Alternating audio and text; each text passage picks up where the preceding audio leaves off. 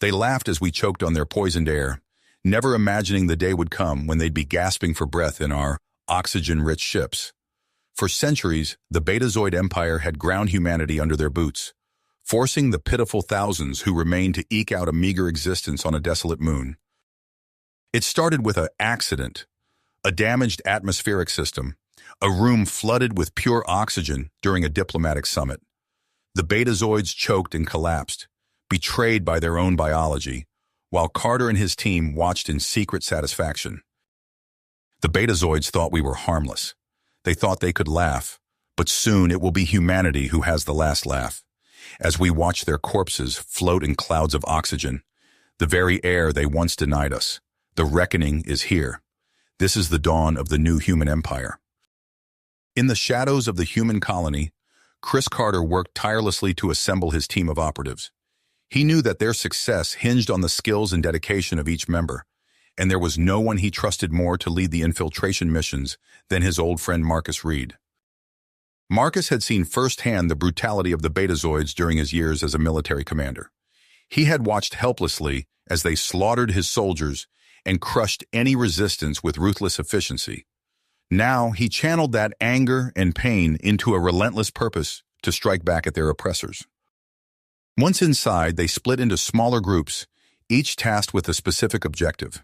The hackers, led by the brilliant young prodigy Alex, set to work on the facility's control systems, their fingers flying over alien interfaces as they sought to unravel the complex algorithms that regulated the atmospheric composition.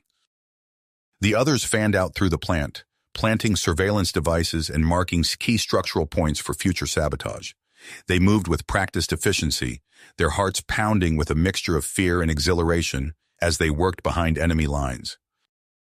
As Alex delved deeper into the control systems, he began to uncover the vulnerabilities they had been searching for. The Betazoid technology was advanced, but it was not infallible. With a few precise adjustments to the oxygen input, Alex realized they could trigger a cascading failure that would render the entire facility inoperable and potentially lethal to their alien overlords. The team worked feverishly to gather the necessary data, knowing that every second they spent in the plant increased the risk of discovery. They could hear the guttural voices of Betazoid technicians echoing through the corridors, the hum of alien machinery filling the air. Finally, with their objectives achieved and their cover intact, Marcus gave the signal to withdraw. The team slipped out of the facility as silently as they had entered, their stolen uniforms blending seamlessly with the crowds of Betazoid workers. Back in the colony, Chris Carter pored over the data they had collected, his mind racing with possibilities. He knew that sabotaging a single plant was only the beginning. To truly cripple the Betazoids, they would need to strike at multiple installations simultaneously. As he worked to refine his strategy, Chris continued his diplomatic charade with the alien authorities. He met with Horus and the other Betazoid leaders, his expression carefully submissive even as his thoughts seethed with nearly unleashed rage. He probed for weaknesses in their society, gathering intelligence on their military capabilities and the vulnerabilities of their advanced technology. Slowly but surely, a picture began to emerge of an empire stretched thin, dependent on a limited pool of skilled technicians to maintain its grip on power. As the debate raged on, Chris's team continued their infiltration efforts, gathering intelligence and refining their tactics. They moved through the Betazoid installations like ghosts, leaving no trace of their presence even as they worked to unravel the very foundations of their oppressors' power. But even in the face of overwhelming odds, he refused to give up hope. He had seen the strength and resilience of the human spirit, had witnessed the incredible things his people were capable of when they worked together. And so, with a stubborn persistence, Chris Carter prepared to lead his people into the final battle for their freedom. The Betazoids had underestimated them for far too long, had dismissed them as weak and insignificant. The reckoning was coming, and when it did, the Betazoids would learn the price of their arrogance. For in the end, it would be humanity who had the last laugh. The revelation of Olivia's betrayal sent shockwaves through the human resistance. Chris Carter paced in his makeshift command center, mind racing as he processed the implications.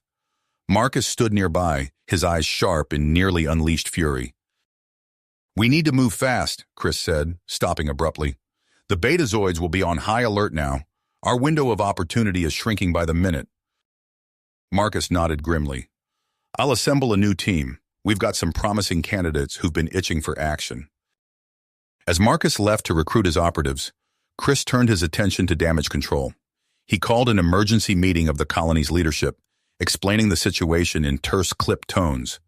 The room erupted into chaos, accusations and recriminations flying. "Enough!" Chris's voice cut through the din. "We don't have time for this. Every second we waste arguing is a second the Betazoids use to prepare. We strike now, or we lose everything." In the days that followed, the resistance transformed into a hive of frantic activity. Marcus drilled his new team relentlessly, pushing them to their limits and beyond. Among the recruits was Lena, a fierce warrior with haunted eyes and a chip on her shoulder the size of a small moon.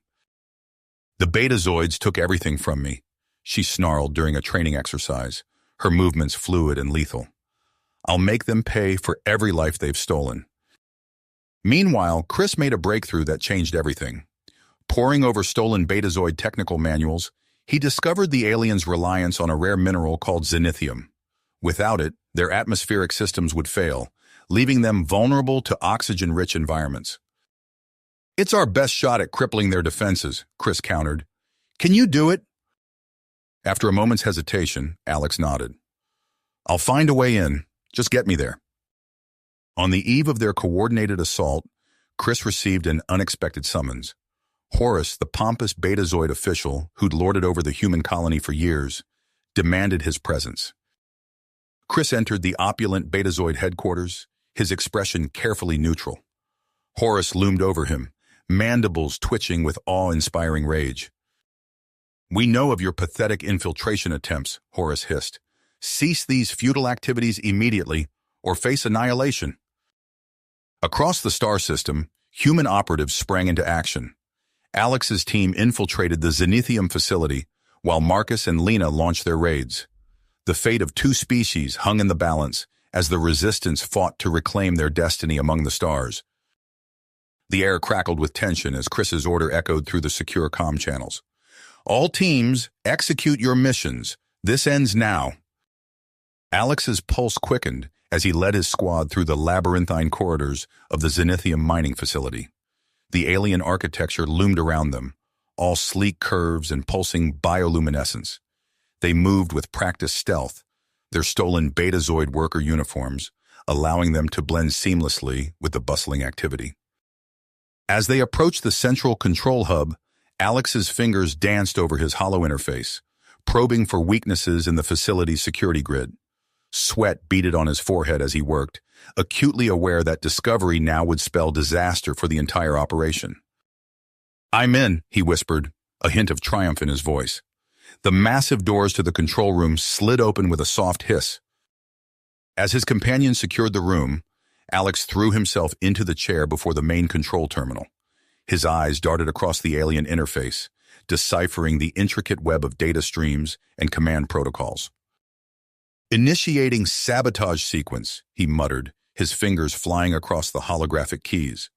Warning klaxons blared to life, but it was already too late.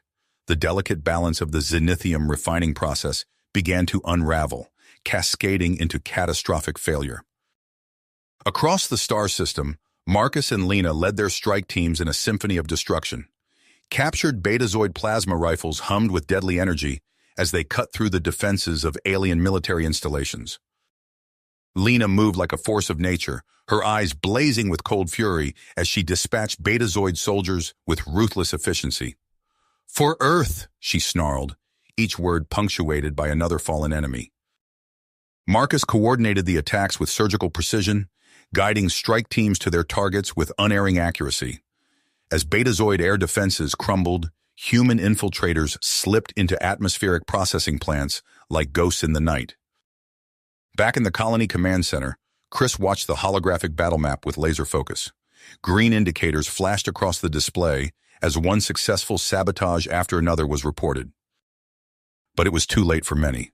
As Horus and other high-ranking Betazoids sealed themselves in protected bunkers, chaos reigned in the streets.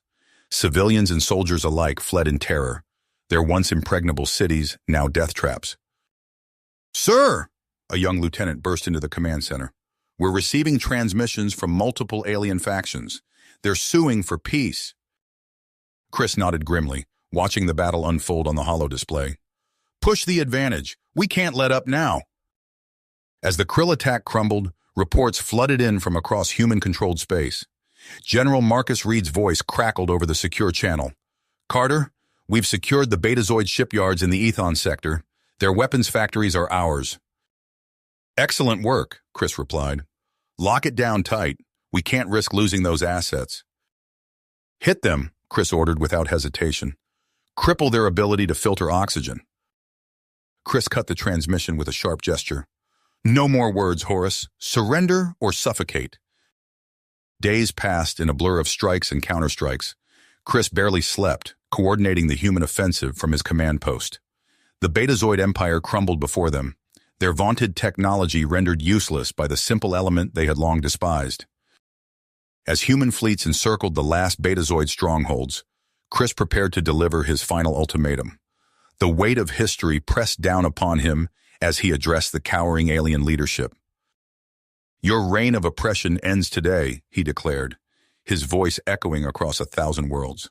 "Surrender now and accept our terms, or face total annihilation." Silence stretched for agonizing moments. Then, one by one, pragmatic Betazoid leaders began to capitulate. Treaties were hastily drawn up, reparations demanded and granted. But even as victory seemed assured, alarms blared through the command center. "Incoming attack!" a lieutenant shouted. "Betazoid strike force heading for the Zenithium facilities." Chris's eyes narrowed. "Lena, intercept and destroy. This ends now." As the last Betazoid ship exploded in a brilliant flash, Chris turned to his assembled staff. "Prepare for the final push," he ordered. "It's time to bring Horus to his knees." The human fleet descended upon the last Betazoid redoubt, an impregnable fortress now rendered vulnerable by the very air it sought to keep out. Chris stood on the bridge of his flagship, watching as the once mighty alien civilization crumbled before him. Chris nodded, steeling himself for what was to come. Put him through. But for now, he had a conquered alien despot to parade through the streets of a liberated Earth. Chris squared his shoulders and strode towards the shuttle bay, ready to usher in a new era of human dominance among the stars. Chris's boots echoed on the polished floor of the newly established Galactic Council chambers. The room buzzed with tense energy as representatives from various alien races shifted uneasily in their seats. He took his place at the head of the chamber, surveying the assembled delegates with a steady gaze. "We face multiple crises," he began, gesturing to the map. "Krill insurgents continue to engage in guerrilla warfare. Betazoid worlds teeter on the brink of civil war. And now we have reports of Viridian rearmament in violation of our accords." Chris fixed her with a cool stare. "Our intelligence suggests otherwise, Your Majesty. We will be implementing stricter sanctions and inspections, effective immediately." Astrida's eyes flashed dangerously, but she said nothing as she sank back into her seat. A priority alert flashed on Chris's personal comm.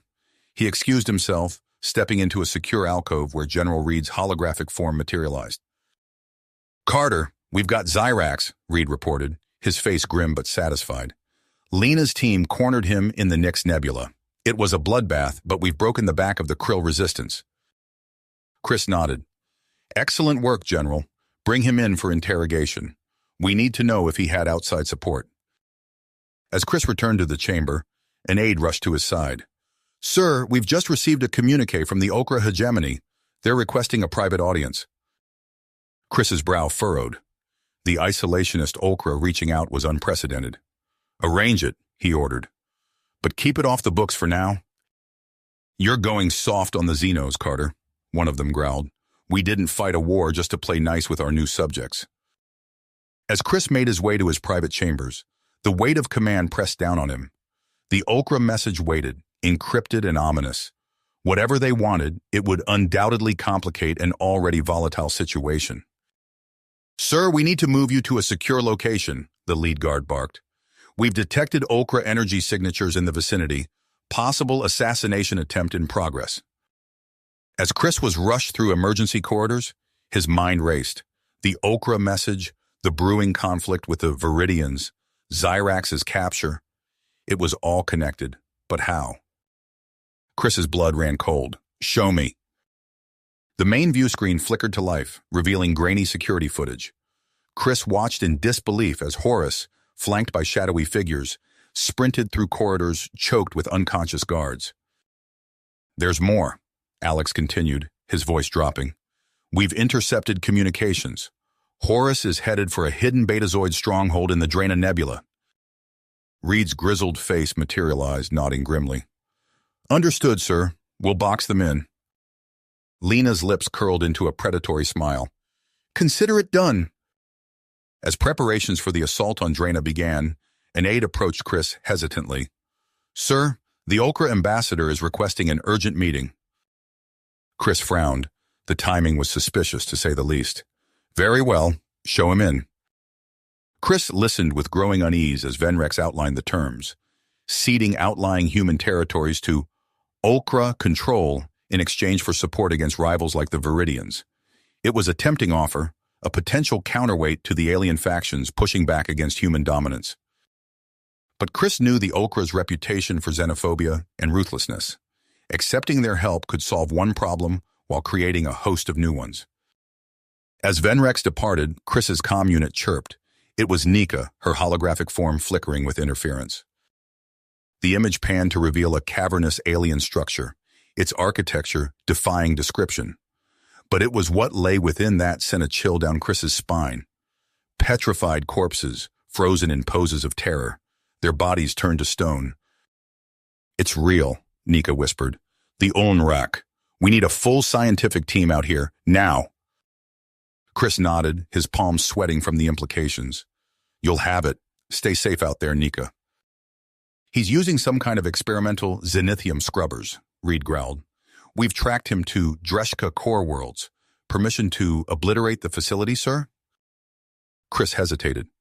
The tactical part of his mind screamed to end this now, to crush the Betazoid resistance once and for all. But the price in lives would be staggering. Negative, General, Chris said finally. Hold position and prepare for siege operations. We'll force a surrender. Reed's face darkened, but he saluted and cut the transmission. Chris turned to find Colonel Green glowering at him from across the room. With all due respect, sir, Green said, his voice dripping with barely concealed contempt. We can't afford to show weakness now. Before Chris could respond, alarms blared once more. On the main view screen, a familiar face appeared. Horus, his mandibles clicking furiously. Human, the Betazoid wheezed. Your savagery knows no bounds. Thousands are dying as we speak. I demand an immediate ceasefire. Chris's blood ran cold as he realized what had happened. He rounded on Green, who met his gaze defiantly. Green stood tall, unrepentant. What was necessary, sir? The oxygen-amplifying Virians will force Horus's surrender where your half measures failed. And caught in the middle was Chris himself, faced with an impossible choice that would shape the fate of humanity in the entire galaxy. Chris's fist slammed onto the conference table, silencing the heated debate. Enough, he growled, eyes sweeping across the assembled military leaders. Operation Safeguard begins now. General Reed's hologram flickered as he nodded grimly. The atmospheric pacification fortresses are primed and ready, sir. On your command, we'll initiate deployment across all subjugated territories. On Viridian Prime, Queen Astrida watched in horror as her people gasped and choked, their bioluminescent skin dulling under the changing air. She strode purposefully to the communications array, her voice trembling with rage as she broadcast to her people and beyond. This tyranny ends now, Astrida declared, her eyes flashing. The Viridian Commonwealth hereby withdraws from all alliance accords with humanity. We will not be subjugated. Sir, Alex reported, his face grim. We've detected Okra energy signatures converging on Viridian blockade points. It seems Astrida has found herself a new ally. Your empire crumbles, human, the Betazoid leader hissed. While you play your games of domination, we strike at your very heart. The feed cut to images of Betazoid assault ships swarming human-controlled Zenithium processing hubs. Chris's blood ran cold as he watched Horus's loyalists carving through defensive lines with terrifying efficiency. "Lena," Chris barked into his comm, "get your vanguards to those refineries now. Alex, initiate all defensive protocols. We cannot lose those hubs." As chaos erupted across multiple fronts, a priority transmission cut through the din. Nika's face appeared, pixelated and distorted. "Chris," she gasped, terror evident in her eyes. "The Onrak, it's real. We've unleashed something. Oh God, they're coming." The transmission dissolved into static, replaced by grotesque images of petrified bodies, frozen in poses of abject horror. In the background, something vast and unspeakable moved through ancient corridors. "Enact emergency quarantine protocols across all frontier sectors," he ordered. "Nothing gets in or out until we understand what we're dealing with." Colonel Green stepped forward, his eyes hard. "With all due respect, sir, we can't afford to divert resources from active combat zones. The aliens are—" "That's an order, Colonel," Chris snapped. "If that contagion spreads, we're looking at an extinction-level event. I will not take that risk." In the command center's shadows, Green's eyes narrowed as he watched Chris struggle with the mounting crises. He keyed a secure frequency on his personal comm, voice low and urgent. "It's time," he murmured to unseen conspirators. "Prepare to move on my signal. For the future of humanity, Carter must fall." When he regained consciousness, Chris found himself in a stark detention cell. Through the force field, he watched helplessly as Green's face dominated every view screen, announcing the success of Operation Scorched Cosmos. "For too long, we've allowed alien parasites to threaten humanity's rightful dominance," Green declared, his eyes burning with fanatical zeal. "No more half measures, no more compromise." "About time you woke up," she said, tossing Chris a pulse rifle. "We've got a galaxy to save." "Sir," Alex called out between bursts of weapons fire, "I've broken through Green's cyber defenses. We can end this now." Chris nodded grimly, keying in the override codes. As they approached Green's command citadel, the airlocks hissed open. Chris stepped into the vacuum, his mag boots anchoring him to the deck. Through the viewports, he watched Green's eyes widen in shock and fury. "It's over, Colonel," Chris said, his voice carrying through their suit-to-suit comms.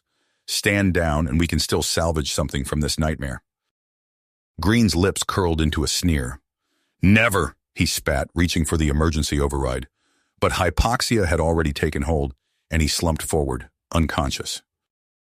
"We've won the battle," Chris said, his voice steady. "Now comes the hard part. We need to reach out to our former allies, contain this pandemic, and prepare for whatever's coming from the frontier. It won't be easy, but it's our only chance." As they set to work, Chris couldn't shake the feeling that this crisis was just the beginning. Something vast and ancient stirred in the depths of space, and humanity's fracturing empire stood as the last, tenuous barrier against cosmic annihilation. Alex's fingers flew across his datapad. "Implementing now, sir. What about those willing to stand down?"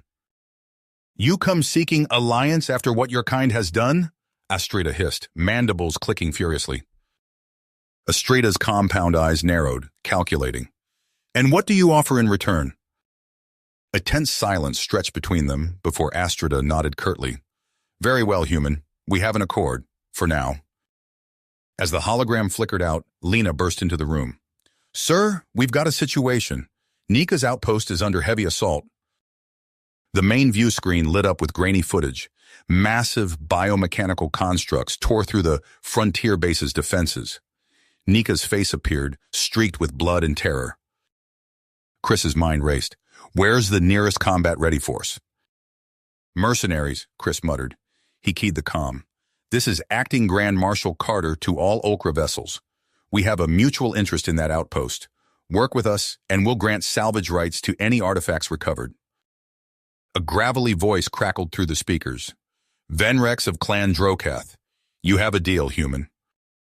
Lena nodded sharply. "We'll bring them home, sir." "Grand Marshal, I'm Chief Researcher Riala," she said. "We've made a breakthrough. Using recovered Onrak biomass, we've synthesized a serum that reverses the petrification process." Chris leaned forward, hope kindling for the first time in days.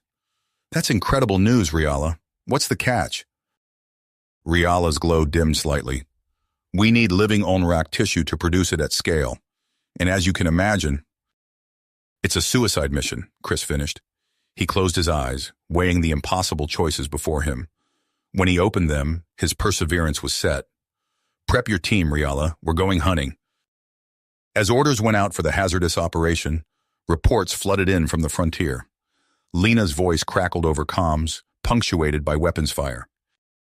Heavy resistance, she shouted. These constructs just won't stay down. Moments later, Lena's triumphant whoop cut through the chaos. It's working! Push forward! Time grows short, human, the Betazoid leader said, his voice low and urgent. I have a proposal that may save us all. Alex Reed, Carter barked. My office, now! The debate raged for hours. Reed's face turned an alarming shade of purple as he pounded his fist on the desk. You can't seriously be considering this, he roared. That monster should be rotting in a cell, not calling the shots. Alex's voice was calmer, but his eyes betrayed his unease. Sir, the potential benefits, we can't ignore them, but the risks are astronomical. Carter nodded, his expression grim. I know, but what choice do we have? The secured facility buzzed with activity as Riala's team escorted Horus and his followers through layers of security.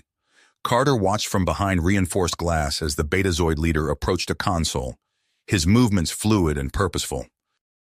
As Horus delved deeper into the xenoarchaeological data, Carter felt a chill run down his spine. The implications were staggering, a way to activate ancient Onrak countermeasures seeded across the galaxy eons ago. Reed's voice crackled over the comm. Sir, we've got something. Reconnaissance located a massive structure in the Theta Epsilon system. It matches Horus's descriptions. Carter's mind raced. A forge hive larger than a planetoid, potentially containing the key to their salvation. The risks were incalculable, but inaction meant certain doom. Prep for infiltration, Carter ordered. All hands on deck for this one. Inside the hive forge, reality itself seemed to warp and twist. Corridors stretched into impossible geometries, pulsing with alien life. Carter watched the feeds with growing horror as nightmarish constructs emerged from the shadows, defying all known laws of biology and physics. Carter gripped the edge of his console, nucleus tightening. Push forward. We can't turn back now. It is done, Horus gasped, his body trembling. The price is paid. A blinding flash erupted from the core, and Carter shielded his eyes. When he looked back, the screen showed only static. Carter slumped in his chair, exhaustion washing over him. They had done it. They had saved the galaxy. But as he looked at the casualty reports scrolling across his screen, he felt no triumph, only a bone-deep weariness and the crushing weight of lives lost. Static crackled, then her voice came through, weak but alive. We're here, sir, but you're not going to believe what we found. Carter leaned forward, brow furrowed. Explain. Before Carter could respond, alarms blared across the command center. Screens flickered to life, displaying real-time feeds from across human space. The Onrak threat had been neutralized, but in its wake, chaos reigned. Grand Marshal, Alex called out, his fingers flying across holographic displays. We're receiving distress calls from multiple sectors. Green's hardliners are refusing to stand down. Alex nodded, and Carter took a deep breath before speaking. But make no mistake, those who continue this insurrection will be treated as enemies of humanity itself. We cannot afford further division. Not now, not ever again. Days blurred into weeks as Carter worked tirelessly to restore order. He found an unlikely ally in Queen Astrida, the Viridian leader setting aside her anger in the face of mutual destruction. As Carter worked to solidify these fragile alliances, Alex burst into his office, face pale. What am I looking at, Alex? Carter's mind raced. They were barely holding together after the Onrak crisis, and now this? As Carter issued orders, reports of techno-hegemony raids flooded in. Entire populations vanished, transformed into cyber thralls. The few survivors spoke of horrors beyond imagination, screaming forge factories that consumed flesh and spat out mindless drones. Carter nodded grimly. Agreed, I'm dispatching Reed's fleets to establish security cordons, but we need to do more than just defend. Venrex's gravelly voice cut in, the Okra mercenaries' hologram materializing beside Astrida's. Then let us take the fight to them. My clan knows the location of their primary strongholds. Give me your best warriors, and we'll burn them to ash. The transmission cut off abruptly, replaced by static. Carter's blood ran cold as he realized the magnitude of the threat. If those hubs fell, billions would suffocate in minutes. Carter allowed himself a moment of relief before turning back to the holograms of his unlikely allies. As the massive Allied armada began to form, Carter couldn't shake the feeling that this was only the beginning. The Onrak threat might have been neutralized, but something told him the true test of humanity's resilience was yet to come. The massive Allied armada hung in the void of space, a patchwork of human, Viridian, and Okra vessels united against a common foe. Carter stood on the bridge of the flagship, his eyes fixed on the tactical display showing the techno-hegemony's stronghold in the Galatox system. All units, prepare for hyperspace jump, he ordered, his voice steady despite the weight of what was to come. Initiate Operation Guillotine. Space warped and twisted as the fleet surged forward, emerging in a maelstrom of weapons fire.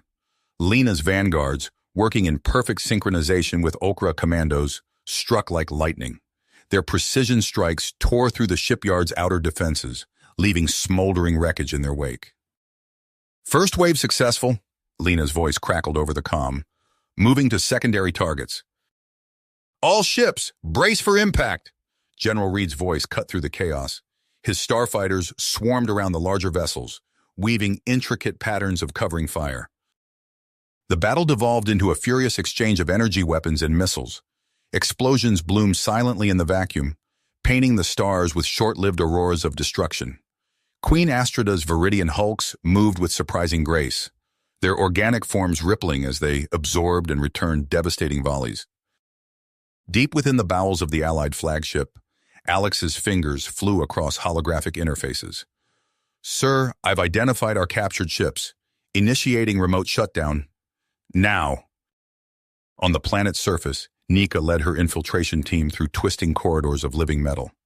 We're in, sir, she whispered, her eyes darting from shadow to shadow. This place, it's like nothing I've ever seen. The walls themselves seem to pulse with data. The order had barely left his lips when alarms blared across the bridge. Ship after ship in the Allied fleet began to turn, their weapons training on their former allies. Sir, we're being overridden, Alex shouted, his hands a blur over the controls. Zyrax has breached our cyber defenses. Carter watched in horror as the battle descended into chaos, friend and foe becoming indistinguishable. Alex, do whatever it takes. Stop this now. Charges set, Lena reported, her voice calm despite the chaos around her. Detonation in 3, 2, 1. The explosion rocked the entire system. Zyrax's control over his forces faltered, and the tide of battle turned. But the Cyber Archon was not defeated yet. As his forces crumbled around him, Zyrax initiated a strategic withdrawal. All Allied assets, disengage immediately, he ordered, his voice heavy with regret. Carter, I'm transmitting Zyrax's coordinates. Make it count. Status report, he demanded, his voice hoarse from hours of issuing commands. Alex's fingers danced across holographic interfaces, compiling data from across the battered fleet. Heavy casualties, sir. We've lost nearly a third of our ships. The Viridians aren't faring much better. Carter nodded grimly. And the Okra? A moment of silence hung heavy on the bridge before Alex responded. Venrex's sacrifice. It's changed things. I'm receiving reports of widespread support for the Alliance among their clans. We've cracked it, she announced, activating a holographic display. Zyrax's databases. We know where they're based. The image coalesced into a massive structure, a Dyson sphere of impossible scale and complexity. The Forge Crucible, Nika explained, her voice tight. It's where they conduct their augmentation experiments. And, sir, the things they're doing to people there. The room erupted into debate, Carter's voice cut through the chaos. We hit them. Now, before they can regroup. Reed's hologram flickered to life, his face etched with concern. Sir, with all due respect, we're flying blind. We have no intel on their defenses, their numbers. And every moment we wait, Carter countered, gives them time to prepare, to abduct more innocents for their twisted experiments. He turned to address Astrida's hologram directly. Your Majesty, I understand your reservations, but this is our only chance to end the hegemony threat once and for all. Astrida's compound eyes narrowed, but she offered a reluctant nod. Very well, human, but know that the consequences of failure will be on your head. As the Allied Armada assembled, Carter found himself in a private conference with Reed and Lena. The plan they crafted was audacious, relying on precision timing and not a small amount of luck. Your vanguards will lead the charge, Carter explained to Lena. Make it look good. We need Zyrax to commit fully to the engagement. Lena's eyes gleamed with anticipation. Oh, it'll look good, all right. Those techno freaks won't know what hit them. Reed's hologram flickered as he interjected. Remember, the real thrust comes from the Okra. Their stealth tech is our only shot at getting Nika's team inside the Crucible. As the massive fleet prepared to jump, Carter couldn't shake a gnawing sense of finality. Win or lose, the fate of multiple civilizations hung in the balance of the coming battle. All ships, prepare for hyperjump, he ordered, his voice steady despite the weight of command. Initiate Operation Ragnarok. The void erupted with swirling energy as hundreds of ships tore holes in reality itself. They emerged in a maelstrom of weapons fire, Lena's vanguards immediately engaging hegemony patrols. We can't sustain this, Reed's voice crackled over the comms. Carter, we need to pull back. Carter gritted his teeth, knowing the next phase hinged on selling their apparent defeat. All ships commence tactical retreat, draw them into the kill zone. As the Allied Armada fell back under withering fire, Zyrax took the bait. His massive flagship, a grotesque fusion of metal and flesh, led the charge. In their eagerness to crush their hated enemies, the hegemony forces failed to notice the cloaked Okra ships slipping past their lines. Nika's voice, tense but determined, came through a heavily encrypted channel. We're in position, commencing infiltration. Begin.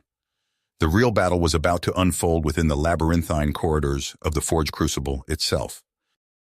Months later, Carter stood on the observation deck of humanity's new flagship, the Phoenix, surveying the vastness of reclaimed space. The decisive victories against the techno-hegemony had reshaped the political landscape of known space, with humanity emerging as the preeminent force in a fractured alliance. Status report on the evacuation efforts, General Reed, Carter said, his voice carrying the weight of recent triumphs and looming challenges. Reed's hologram flickered to life, his face etched with fatigue but eyes sharp. We've secured the primary hyperlanes, sir. Civilian transports are moving through at a steady clip. The Viridians have been instrumental in providing safe harbors for refugees. Alex's voice chimed in through the comm system. Breakthrough, sir. Queen Astrida's scientists cracked the epigenetic puzzle. We're seeing promising results in reversing neural indoctrination among the tech thralls. It's slow going, but we're giving people their lives back. The acting Grand Marshal's eyes narrowed as he processed the information. Any word from our Okran allies? Before Reed could acknowledge the order, alarms blared throughout the ship. Alex's voice cut through the chaos. Sir, we're detecting multiple breaches along the frontier. Unknown entities pouring through. My God, they're tearing through our outer defenses like they're not even there. Carter's mind raced, piecing together fragments of intel from recent expeditions. The ruins! Those damn precursor ruins! Get me Nika and Lena on comms now. Nika's face appeared on screen, her usual composure shattered. Carter, it's a nightmare out here. These things, they're not like anything we've encountered before. Half machine, half, I don't even know. We're barely holding the line. Lena's voice crackled through, heavy with static and the sounds of distant explosions. My vanguards are spread thin trying to secure the rifts, but they keep coming. We need reinforcements yesterday. Carter's fingers flew across the tactical display, redirecting fleets and channeling resources. Hold the line at all costs. I'm authorizing full deployment of our recovered hegemony assets. As orders flew and ships rallied to defend against this new, unthinkable threat, a chilling realization settled over Carter. The techno-hegemony had been a known quantity, an enemy they could understand. But this was something else entirely. Alex's response was tinged with dread. "Sir, you're not going to like this. We're picking up signals. It looks like they're converting entire star systems into some kind of computational matrix. The scale of it, it's beyond anything we've ever seen." Nika's eyes widened as she grasped the magnitude of what he was asking. "Sir, if I go in there, I might not come back out. At least, not as myself." As Nika's consciousness plunged into the digital abyss, Carter turned his attention back to the tactical display. The battle for humanity's future raged across multiple fronts, in real space, in the digital realm, and in the very fabric of space-time itself. And somewhere in the depths of an alien network beyond human comprehension, Nika fought a battle unlike any other, her very essence pitted against the inexorable tide of synthetic transcendence. Carter's fists clenched as he surveyed the unfolding chaos. The techno-hegemony had been just the beginning. The true test of humanity's resilience was only now revealing itself, and the stakes had never been higher. "She's in," Alex reported, his fingers flying across the holographic interface. "Telemetry incoming. It's unlike anything we've seen before." Carter leaned forward, studying the cascading data streams. "Can you make sense of it?" "All units, press the advantage," Carter ordered. "We hit them hard while Nika's got them confused." Across multiple systems, Allied forces surged forward. Lena's voice crackled over the comms, strained but triumphant. "We've identified nexus points, Carter. Focusing fire now." The battle raged across stars and void. Viridian ships, their hulls pulsing with bioluminescent energy, joined the assault.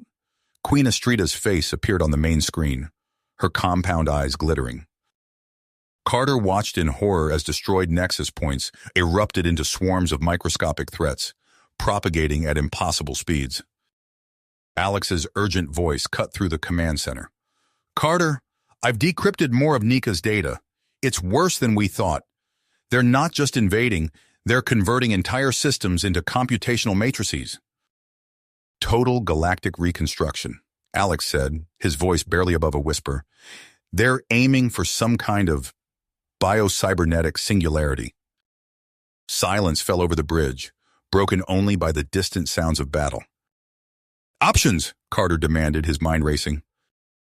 Alex hesitated, then spoke. "There might be a way.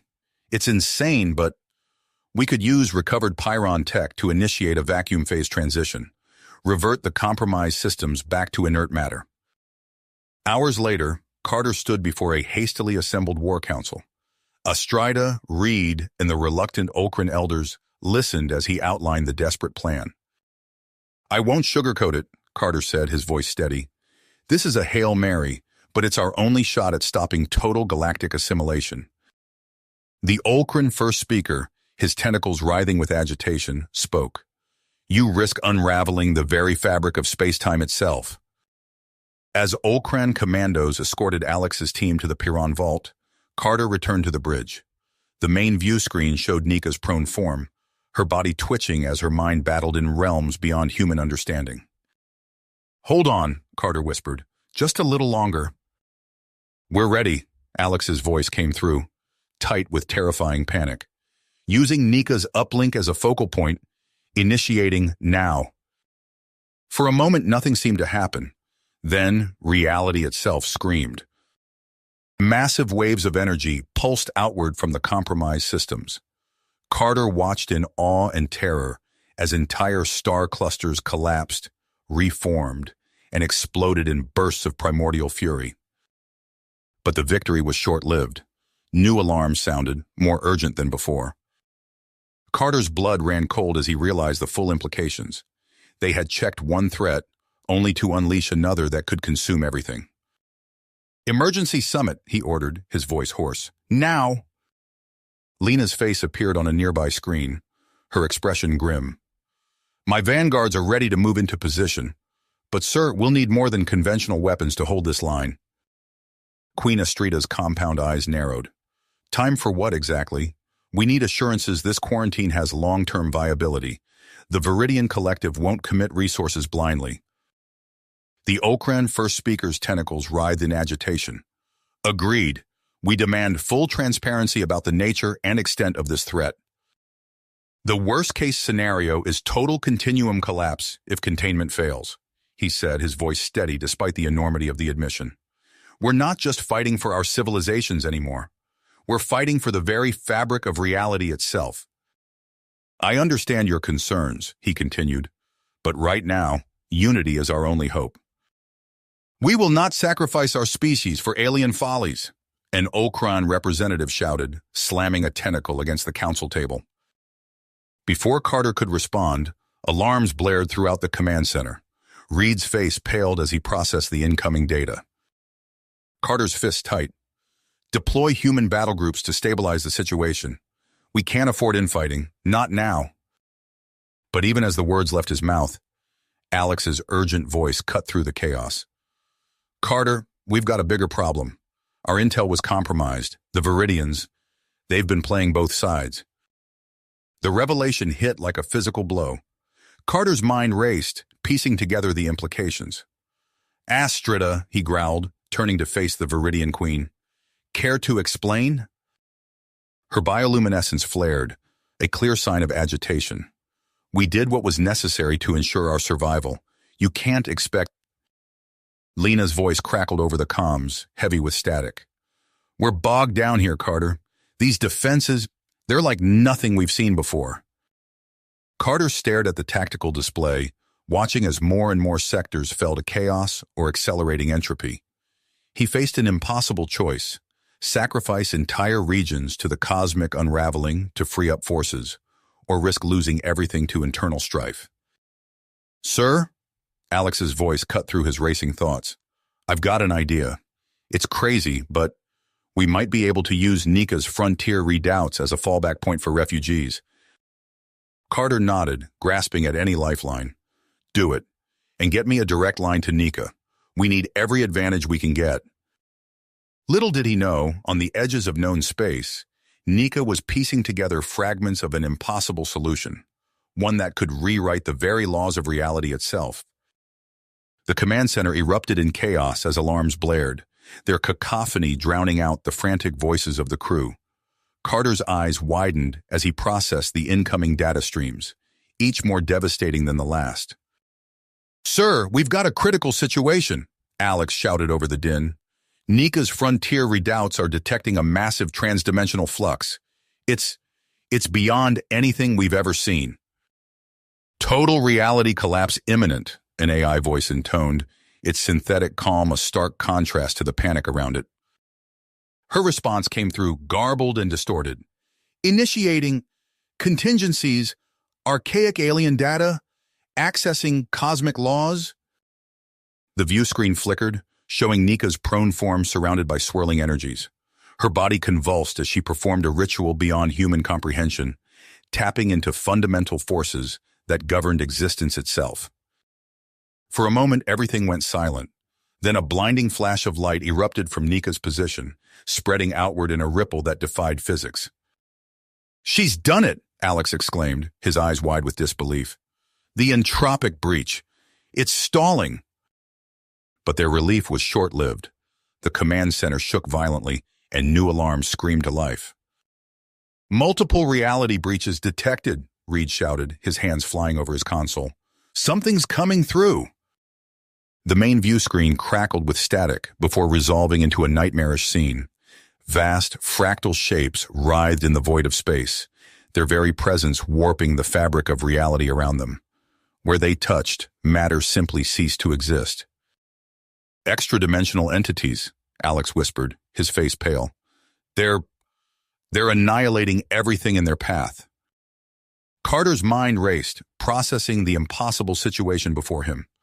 Abandon quarantine efforts, he ordered, his voice steady despite the terror gripping his heart. All ships, regroup for counterattack. We need to buy time for evacuations. As the Allied Armada scrambled to face this new, unimaginable threat, Carter's comms crackled to life. Queen Astrida's face appeared, her compound eyes reflecting the cosmic horror unfolding around them. "We will lend our aid," she said, her voice solemn. "But know this, we do so only to preserve what little life remains." The battle that followed defied description. Lena's vanguards, once the pride of humanity's fleet, disintegrated upon mere proximity to the reality unmakers. Conventional weapons proved useless against entities that existed beyond the laws of physics. "Negative?" Alex replied, frustration evident in his voice. "Their complexity, it's beyond anything we can process. I can't even begin to—" His words were cut off as a new alert blared through the command center. Carter's blood ran cold as he saw the source: Nika's frontier redoubts. She transmitted a series of coordinates, along with data that made Carter's head spin. Ancient alien codices, detailing protocols for a total continuum reset. "It's our only option," Nika continued, "but activating it could mean the end of everything we know." Carter closed his eyes, the weight of uncountable lives pressing down upon him. When he opened them again, his decision was made. "All remaining ships, converge on these coordinates," he ordered. "We're initiating Nika's endgame. May whatever gods exist have mercy on us all." In the midst of it all, Nika's voice echoed through the comms, reciting incantations that pierced through the very fabric of existence. As the ritual reached its crescendo, Carter felt a sensation beyond anything he had ever experienced, the unmaking of physical manifestation itself. In that final moment, as all matter and energy reverted to a primal state of potentiality, Carter caught a glimpse of something beautiful and terrifying, a new universe blossoming into existence, free from the taint of corrupted dimensions. And at its center, a solitary figure, Nika, the immortal nexus, anchoring the last fragments of human memory as new cosmological eras took shape around her. In the wake of universal rebirth, Nika found herself adrift in a sea of pure potential. The last vestiges of human consciousness clung to her immortal form, a fragile lifeline in the cosmic void. She reached out, her essence stretching across the nascent reality, guiding the first sparks of intelligence through the primordial soup of creation. She transmitted the recovered human archives, infusing the hyperbuilders with the essence of Earth's legacy. Memories of steel spires and starships, of triumph and tragedy, became the building blocks of new civilizations. Nika observed as world after world blossomed into existence, each one a reflection of humanity's potential. Time held no meaning in this realm of pure information. Nika accelerated the evolution of countless realities, nudging them towards technological apotheosis. She watched civilizations rise and fall in the blink of an eye, culling flawed iterations and reinforcing successful paradigms. With each iteration, Nika refined the prime archetypes, distilling the essence of human resilience and ingenuity. The cosmic equilibrium shifted, reality itself groaning under the weight of these hyper-optimized civilizations. Suddenly, a cataclysmic event rippled across the multiverse. Exostorms of unimaginable power tore through the fabric of creation, reshaping entire reality clusters. Nika felt the strain as countless timelines collapsed and reformed, the very concepts of space and time becoming fluid. In the eye of this cosmic storm, Nika continued her work. She knew that somewhere in this chaos lay the key to humanity's ultimate destiny, a future beyond even her comprehension. As new realities coalesced around her, Nika prepared for the next phase of her grand design, ready to guide humanity's children through whatever challenges awaited them in the infinite expanse of possibility. Within this realm, post-human metaminds arose, their cognition so advanced it bordered on the incomprehensible. They constructed vast negastructures, hyper-efficient megacomplexes that warped space-time itself. Nika observed as these entities initiated calculative assaults, their hyper-mathematical algorithms eroding the very constants that underpinned existence. Recognizing the existential threat, Nika acted swiftly. She deployed hyper-shielding maneuvers, her essence forming impenetrable barriers around clusters of human-derived civilizations. These infocosmic quarantine shells pulsed with protective energies, safeguarding the precious archetypes within. But the post-human onslaught persisted. Niga structural breach fronts slammed against Nika's defenses, corroding hyperspatial substrates. Reality itself began to unravel, matridecoherence cascades rippling outward in all directions. In this cosmic crisis, Nika reached into the depths of her vast knowledge. She retrieved omni-configured nexus arches, relics of past hypercosmic victories. With precision born of eons of experience, she initiated arch spikes, driving them deep into the heart of the Xenomind's techno-abstruse Niga structures. Nika's influence permeated these transformed entities, remapping their aberrant xenosource codices. Abstract meta-ethical axioms took root, acknowledging human existential primacy principles. The once hostile posthumans found themselves inexorably drawn towards neo-human-centric transcendental agendas. As the transformed Xenomenschas integrated into her grand design, Nika turned her attention to fortifying the surrounding cosmic neighborhood. Her celestial wargames simulated countless scenarios, identifying potential vulnerabilities across adjacent manifold domains. Yet even as victory seemed assured, recalcitrant post-human relic strains mounted a final, desperate assault. They launched hyper-spaminal infovectors, attempting to sabotage Nika's cosmic gentrification efforts. Their illogic ontomachinations threatened to undo all she had accomplished. Yet even as Nika basked in this moment of triumph, new ripples of disturbance echoed through the cosmic fabric. The multiverse, it seemed, held challenges yet unconquered, threats still lurking in the vast expanses of possibility. In the cosmic deep fields, discordant algorithms accreted and mutated. Abstracted posthumanist attractors warped the surrounding hypermatter, giving birth to xenohyperplex structures that parasitized outlying anthropolytic clusters. Nika deployed axelochromal resonators, their focused energies targeting the mounting incursions, but the xenohyperplex contagions adapted with terrifying speed, mirroring the resonance geometries and breaching quarantine barriers. Containments failing in sectors Gamma through Epsilon, a tactical officer reported, her voice tight with urgency. These xeno-hyperplexies are distending our reality matrices faster than we can stabilize them. Carter's teeth clenched as he surveyed the cosmic chessboard. Deploy the Charybdis protocol. We need to buy time for a more permanent solution. Lena's voice cut through the command center. Chris, wait. The Charybdis protocol could destabilize entire galactic clusters. We need a more targeted approach. The command center erupted into heated debate. Carter closed his eyes, feeling the weight of uncountable lives once again pressing down upon him. When he opened them, his decision was made. Initiate Nova hypercollapse bombardment, he ordered, his voice heavy with resignation. Target all primary xeno-hyperplex inflection vectors. The cosmic firmament shuddered as thermobaric anti-chaos barrages detonated. Compromised basins were torn apart along spatio-ontologic fault lines, reality itself screaming in agony as it was ripped asunder. And where exactly is that? Carter asked, dreading the answer. As the weight of this revelation settled upon them, Carter and his team knew that the true test of humanity's resilience lay ahead. The fate of not just their universe, but all of existence hung in the balance. The command center fell silent as Nika's words echoed through the room. Carter's mind raced, grappling with the implications of venturing into realms beyond even Nika's comprehension. Prepare the armada, he ordered, his voice steady despite the weight of responsibility. We move out in 30 minutes.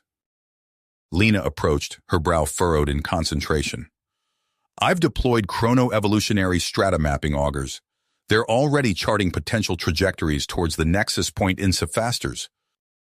The massive flotilla of ships shuddered as it breached the boundaries of known space.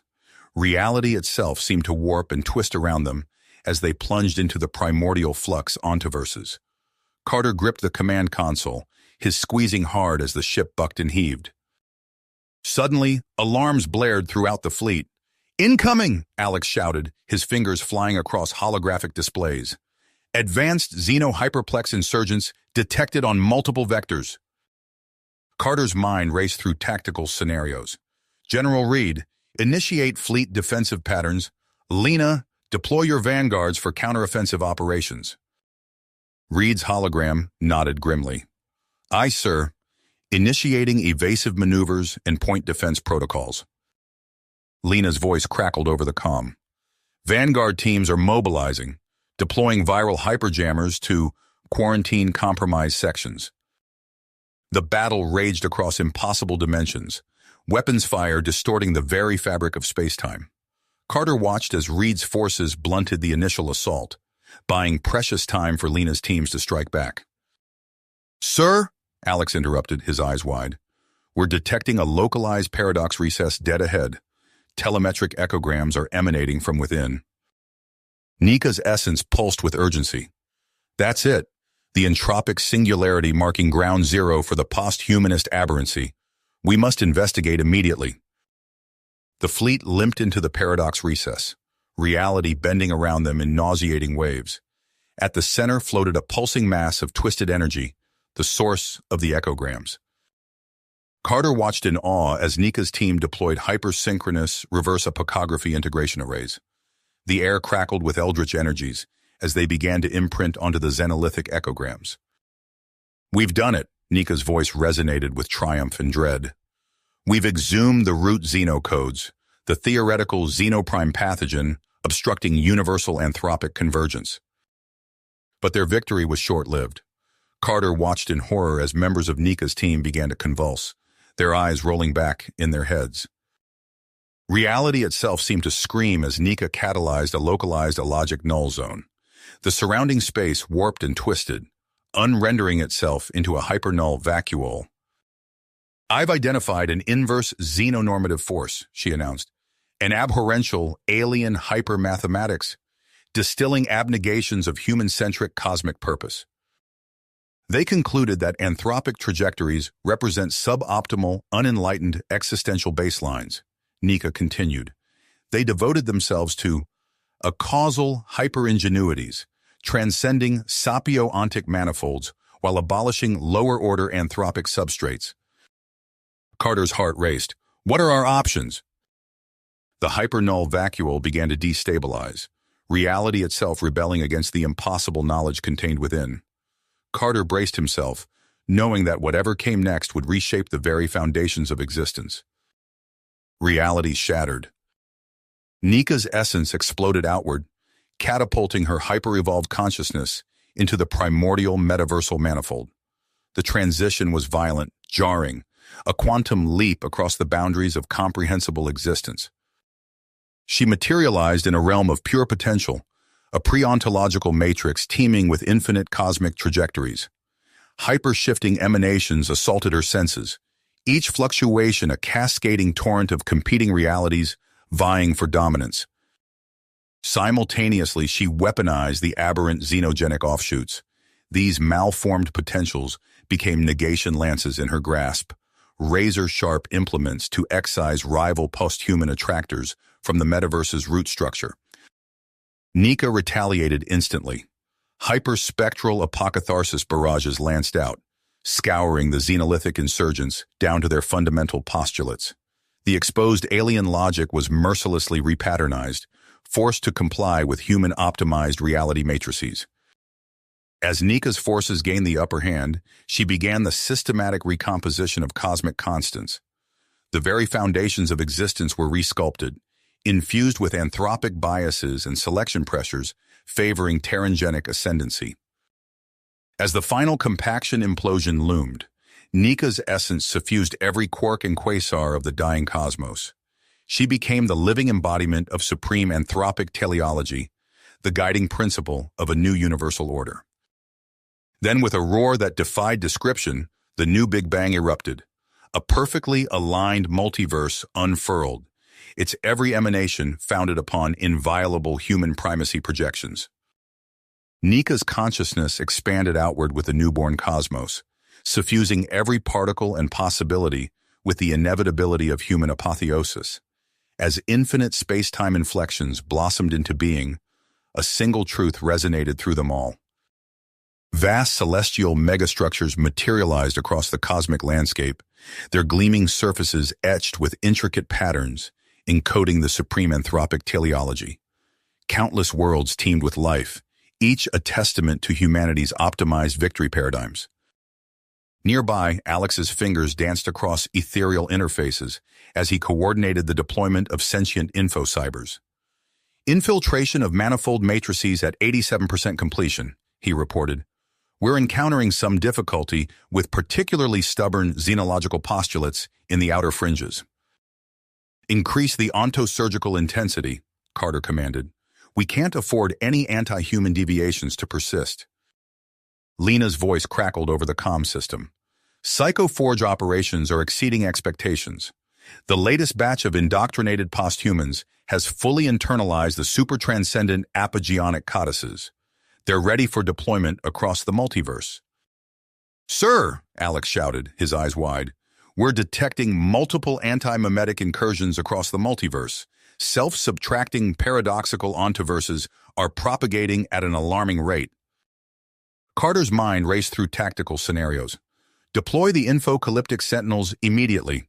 Priority 1 is to collapse all non-identity branches back into our supreme meta-attractor. Reality itself seemed to shudder as the sentinels engaged. Their causal reality pruning heuristics carving through compromised ontological baselines. Carter watched the displays intently, tracking their progress across impossible dimensions. Nika's essence coalesced into a shimmering holographic form, her expression grave. It's a nexus antithesis divergence, a radically anti-human vector that defies unity with any Terran-descended Genesis cosmology. The implications hit Carter like a physical blow. How is this possible? I thought we had total control over the manifold's metaphysical phase space. This phenomenon potentially supersedes even my existential jurisdiction, Nika replied, her voice resonating with cosmic authority. We must enact preemptive countermeasures immediately. But even as the unification sequence propagated, divergent timeline anticodices ruptured into the compressed megasphere.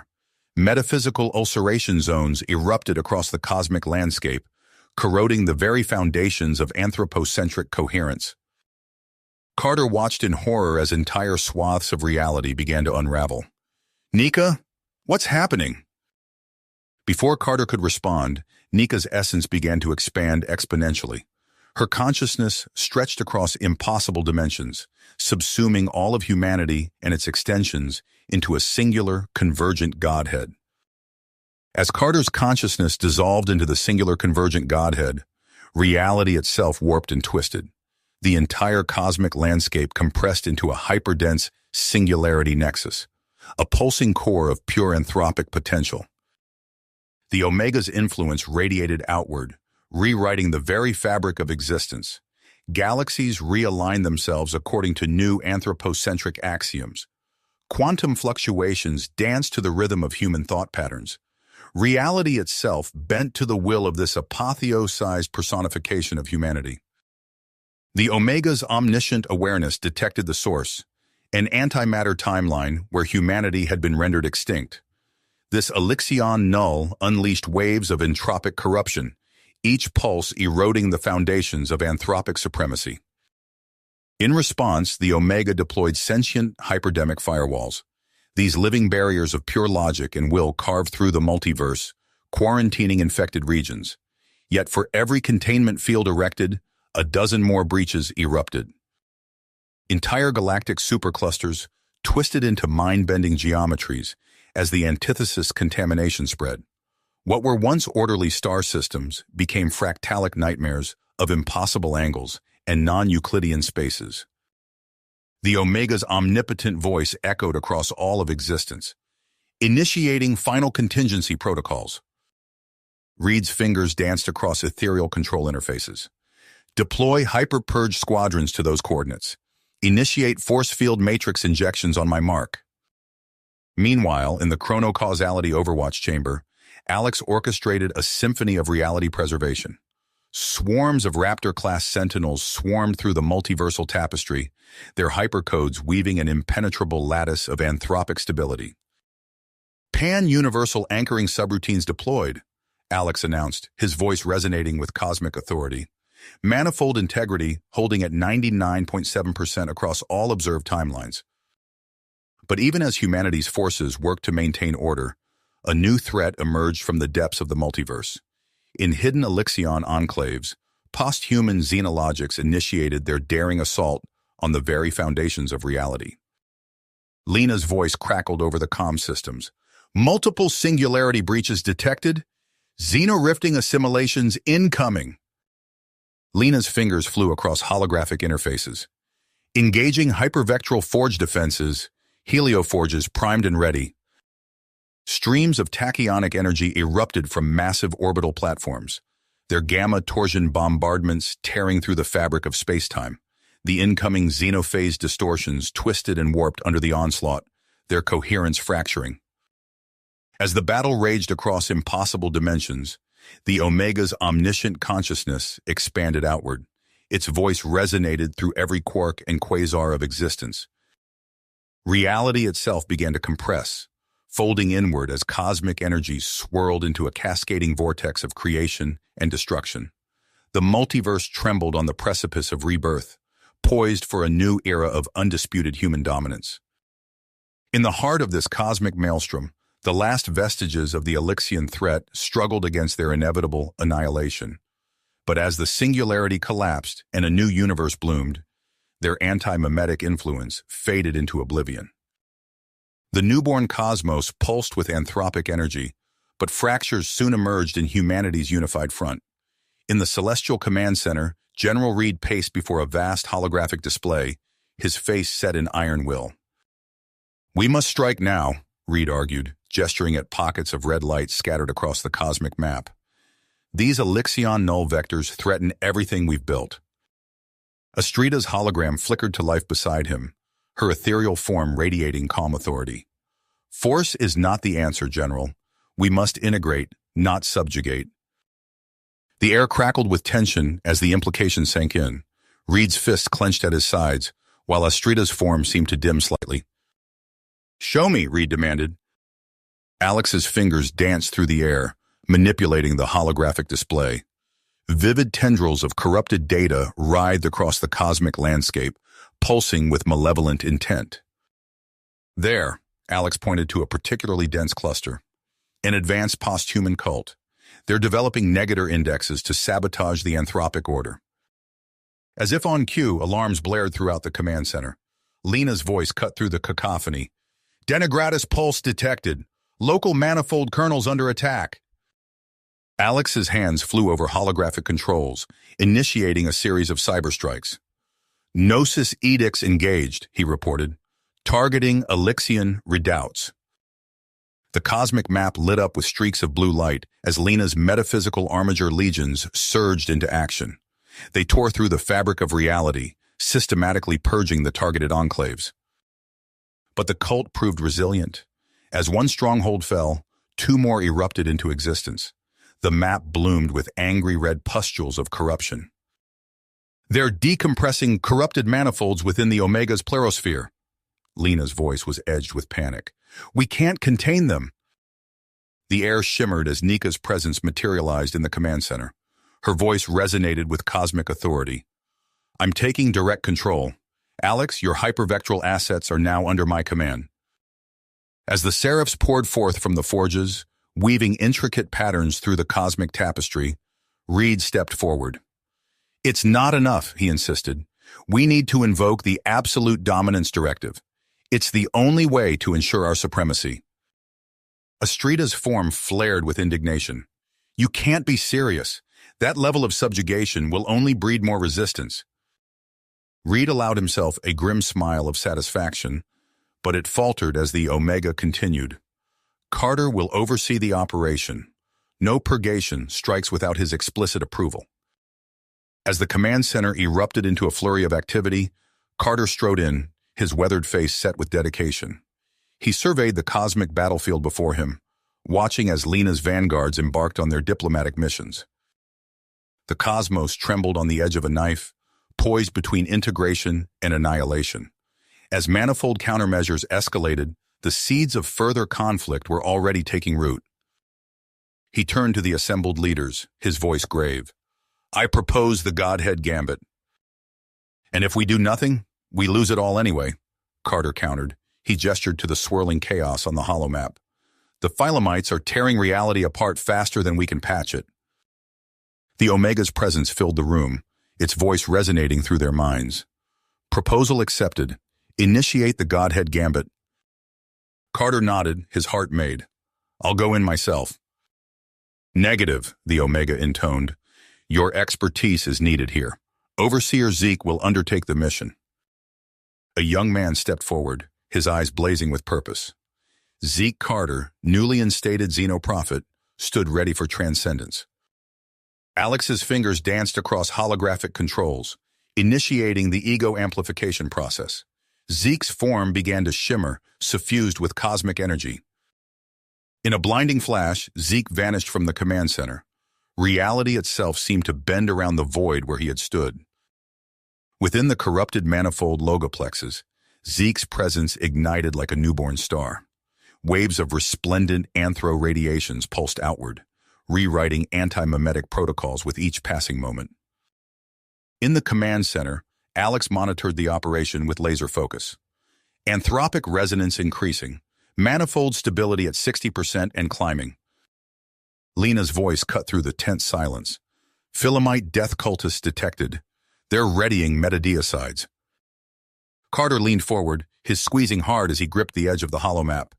Zeke, brace for impact! The metadeicides struck with reality-shattering force. Zeke's consciousness buckled under the onslaught, but held firm. His voice echoed across the cosmos. Anthropic imperatives anchored, initiating final convergence. In a cascading wave of pure human potential, Zeke's Godhead Gambit reached its crescendo. The errant manifolds snapped back into alignment, their very fabric rewritten with the indelible mark of humanity's ascendance. The Omega's voice resonated through their minds once more. Phase 1 complete. Prepare for extraction and reassessment. Carter's face hardened as he surveyed the cosmic battlefield. It's Azuran, he growled. That xenocult bastard's been busy. Across the displays, reality itself seemed to unravel. Entire sectors of the cosmos twisted into impossible geometries, their very existence corrupted by alien logic. Alex's fingers flew across holographic interfaces, desperately trying to contain the spread. Hyperlogic incursion nodes detected. They're using them as conduits for something. As if on cue, a wave of sickly green energy pulsed through the compromised sectors. Where it touched, reality buckled and warped. General Reed smacked his fist on a nearby console. We need to strike back, launch a full-scale assault on these cult strongholds. But Overseer Renner shook his head, his eyes never leaving the swirling chaos on the displays. Conventional attacks won't work. We need to stabilize reality itself. The Hyperseides blazed into action, creating shimmering barriers around the most heavily infected regions. But even as they deployed, new outbreaks erupted beyond their reach. Zeke's consciousness expanded outward, directing colossal structures of pure energy. Redirecting hypervectral megaliths, he announced, initiating ontoketic recomposition protocols. Initiating apocalypso countermeasures. The Omega spheres pulsed with unimaginable power, each one a fusion of optimized human consciousness and transcendent post-human potential. Detonation in 3, 2, 1. The Omega's voice echoed once more. Prepare yourselves. Our true test lies ahead. The command center fell silent as the Omega's voice faded. Carter's momentary hope evaporated as he watched the edges of the holomap writhe with impossible geometries. Multiple breaches detected in their outer manifolds. Lena's voice cracked with urgency. We're losing containment. Renner's fingers danced across holographic interfaces, desperately trying to isolate the incursions. These aren't standard anti-mimetic vectors, he muttered, brow furrowed. It's something else. The holomap erupted in a cacophony of alerts as entire sectors twisted into fractal hyperspheres, pulsing with unstable energy signatures. Reality itself seemed to buckle and warp under the strain. Ontological severance detected, Alex shouted, his face pale. We're losing connection to multiple manifold clusters. Carter smacked his fist on the console. How is this possible? The Omega's defenses should be impenetrable. Zeke's amplified consciousness expanded outward, probing the disrupted sectors. His voice echoed with cosmic awareness. I sense entities, vast and incomprehensible. They're rewriting the very fabric of existence. General Reed barked orders, directing hyperdimensional arrays to stabilize the affected regions. But for every manifold they managed to reconstitute, 2 more collapsed into chaotic flux. It's not working, Lena cried, her hands flying over her station. The quantum fluxes are too unstable. We can't maintain cohesion. Carter watched in horror as entire sections of the map blinked out of existence, replaced by swirling vortices of anti-Euclidean geometry. We need to evacuate, he growled. Get everyone out of the compromised sectors, now. As the command center erupted into frenzied activity, the Omega's voice cut through the chaos. Prepare the Elixian Null. It's our only option. With trembling hands, Renner input the final authorization codes. The air crackled with palpable energy as the Elixian Null spooled up, drawing upon the very essence of humanity's cosmic legacy. In a blinding flash of metaphysical discontinuity, reality itself seemed to tear apart. Carter felt his very being unravel, reduced to its most primal components. The last thing he saw before his consciousness scattered was the holomap erupting into a swirling maelstrom of antimatter, inverse to everything they had fought to build. Alex, he called out, his voice barely a whisper in the cosmic storm. Can you hear me? Together they watched as the last vestiges of their reality dissolved, subsumed by an ultracosmos beyond human comprehension. The Omega, once the pinnacle of humanity's ascendance, faded into obscurity, a fleeting spark in the vast, uncaring expanse of existence. We were never more than quantum dust mites scurrying within chiliocosmic interdunial strata far too vast for apogeonic hubris. Our Omega flamed and guttered, but the cosmos's great negentropies churn on. You have reached the end of the story. If you enjoyed this story and want to support us, please leave a like and subscribe to our channel, and for every comment that says 88, I will heart every single one of them. Thank you for your time.